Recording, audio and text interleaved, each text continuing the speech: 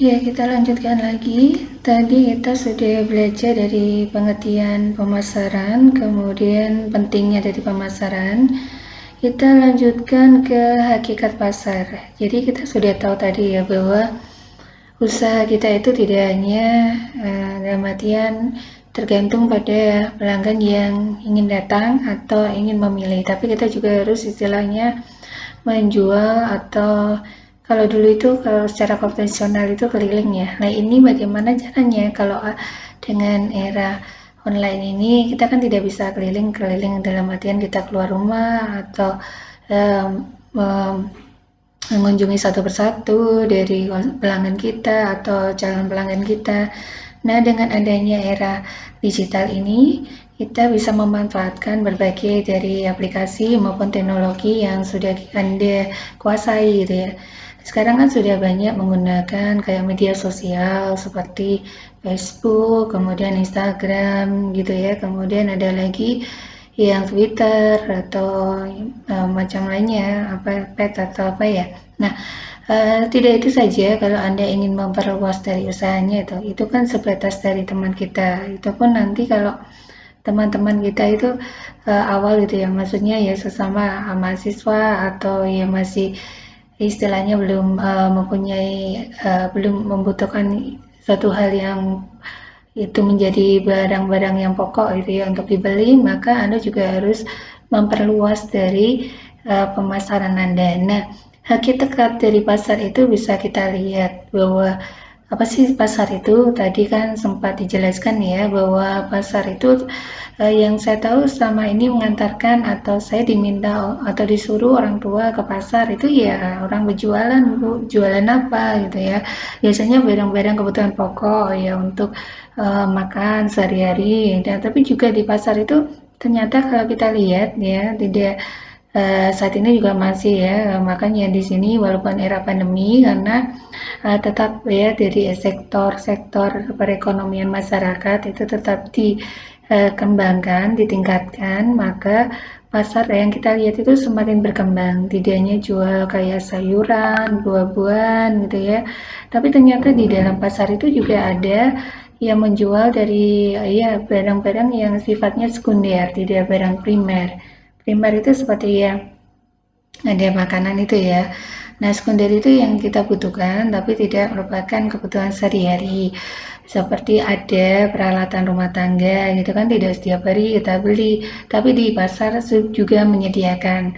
Kemudian ada bahkan ada kayak baju gitu kan ada ya karena apa? Karena dari penjualnya mereka juga pintar. Jadi karakter dari wirausaha itu kan bisa membaca peluang gitu ya. Ada kreatif, inovatif, membaca peluang gitu. Lihat peluang di pasar itu apa? Ternyata di pasar itu kan ada banyak orang gitu ya yang akan membeli ya banyak bertemu orang-orang tidak hanya orang-orang yang istilahnya kita ke pasar gitu ya tapi juga mungkin pedagang-pedagang yang lainnya seperti pedagang sayuran. Nah dibuka produk yang lain seperti tadi baju atau peralatan rumah tangga sehingga mereka yang sudah di satu tempat istilahnya satu tempat tersebut mudah mendapatkan barang-barang yang lain gitu ya tidak usah kemana-mana tidak usah ke mall ya di situ juga uh, sudah cukup bahkan ada juga ya yang berpikiran bahwa beli di pasar saja lebih murah gitu ya. Ya itu tidak apa-apa karena memang di pasar gitu kan sifatnya karena masyarakat umum bisa gitu ya, tidak hanya kalangan ke atas saja, bahkan kalangan menengah ke bawah bisa akses ke pasar tersebut sehingga kan dia mampu membeli barang-barang sesuai dengan uh, uh, kemampuan untuk belinya gitu ya atau sesuai dengan pendapatannya sehingga barang-barang yang dijual di pasar itu juga harganya tidak terlalu tinggi gitu ya. Ya mungkin sama fungsinya gitu ya. Kita melihat di sini yaitu manfaat dan fungsinya dari suatu barang. Nah, tadi kita sudah jelaskan bahwa pasar itu apa saja sih ya. Di sini di pasar itu kita akan bertemu adanya individu atau organisasi gitu kan. Nah, individu apa? Kalau kita ke suatu tempat gitu ya, yang jual hanya satu tempat tertentu gitu ya, yang jual ya sayur mayur ya orang itu, maka individu itu pasar, atau warung itu kita sebut sebagai pasar gitu ya, karena di situ bertemu adanya penjual, pembeli, kemudian ada transaksi jual beli gitu kan. Kemudian dari sifatnya organisasi, organisasi itu tadi pasar gitu ya, pasar itu organisasi gitu ya. Kenapa? Karena di situ kan organisasi kita sepakati sebagai apa sih gitu ya, pengertiannya bahwa organisasi itu kan banyak ya, berkumpulnya orang-orang gitu ya, sekumpulan orang-orang yang saling berkaitan satu dengan lain, berhubungan, kan berhubungan ya, tidak mungkin orang berkumpul di pasar itu tidak ada hubungannya. Berhubungan itu dalam artian apa? Saya pergi ke pasar, terus ada orang tempat berkumpul pasar tersebut gitu ya. Nah, berkumpulnya itu ada tujuannya gitu ya. Pasti ada tujuannya, itu tujuannya apa? Ada yang menjual, ada yang membeli, terus ada kegiatan transaksi. Nah, itu yang kita sebut sebagai organisasi di sini ya. Nah, tadi di dalam organisasi tidak hanya diam saja gitu ya. Jadi saya datang ke pasar ngapain sih? Nggak tahu jelas tujuannya, kan tidak. Pasti kan ada sesuatu. Se Ya, semurah apapun barang yang kita beli, pasti kita punya tujuan ke pasar. Yaitu saya ingin membeli rempah-rempah gitu ya. Saya ingin beli peralatan rumah tangga gitu kan, pasti ada tujuannya. Nah, di situ di pasar ada juga kebutuhan atau keinginan ya, kebutuhan dan keinginan. Ya, kebutuhan ya, demand ya, demand.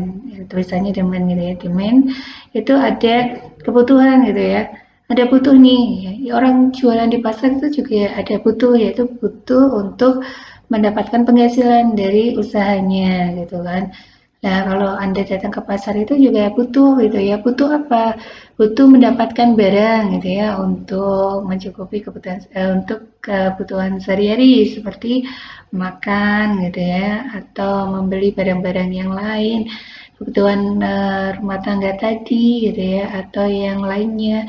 Jadi ada semacam kebutuhan juga antar berbagai pihak tadi. Kalau penjual beli itu kan ada kebutuhan juga dari pembelinya, ada butuh, terus penjualnya sebagai penyedia kebutuhan itu supply ya. Tapi dia itu juga dia membutuhkan adanya pembeli untuk membeli barangnya gitu ya, untuk mendapatkan penghasilan. Nah, di dalam pasar itu juga ada kemampuan. Yang dimaksud kemampuan itu kan ada kemampuan untuk membeli gitu ya, kemampuan untuk menjual juga gitu ya. Kita ingin pedagang berjualan di pasar gitu ya, tapi kita belum mampu, belum mampu apa, belum mampu untuk menyediakan barang-barangnya karena tidak mempunyai modal gitu. Contohnya itu ya, atau orang beli di pasar itu kan. Nah, beli di pasar itu kan ada kemampuan untuk membeli dengan ya tadi ya, dengan biaya atau untuk membeli dengan uang itu kan kemampuannya juga. Jadi ada daya beli gitu ya. Kemudian di sini kemampuan mampu gitu ya. Mampu pun nanti mau gitu ya. Ada mampu tapi tidak mau. Saya mampu beli barang gitu ya, tapi saya tidak mau beli di pasar juga, tidak bisa kita sebut sebagai pasar itu ya. Anda datang ke pasar gitu ya, tapi tidak mampu ya. Mau tapi tidak mampu, itu juga tidak dalam komponen pasar ini ya. Tapi ada kemampuan, saya mampu beli dan saya mau beli gitu ya. Itu ada kaitannya dengan kemampuan dan kemauan. Nah, kalau kita ini ya, ringkas secara sederhana bahwa pasar itu apa sih gitu ya. Nah, ini ada sekelompok orang yang karakteristiknya kurang satu dari karakteristik tersebut tidak dapat dikatakan sebagai pasar. Nah, ini tadi ya. Jadi ini karakteristik. Jadi pasar itu tadi, oh ada tempat ya, tempat itu kalau secara online itu bukan berarti tempat berkumpul gitu ya, tetap tempat berkumpul bareng produk-produk ya. Ya, online itu anggap sebagai pasar ya, wadah kita yang menampung produk-produk kita yang berjualan gitu ya. Nah, di situ nanti ada kebutuhan juga ya, kebutuhan, ada kebutuhan, keinginan untuk menjual, ada keinginan untuk membeli.